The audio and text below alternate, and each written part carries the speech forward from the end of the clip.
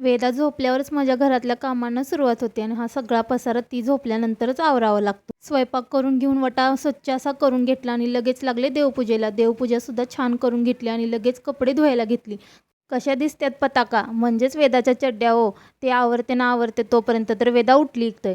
मग काय तिला जरा झोपवण्याचा प्रयत्न केला पण मॅडम काय आमच्या झोपतच नव्हत्या. घरातलं काम आणि बाळ सांभाळता सांभाळता स्वतःकडे तर काही लक्षच द्यायला वेळ नाही.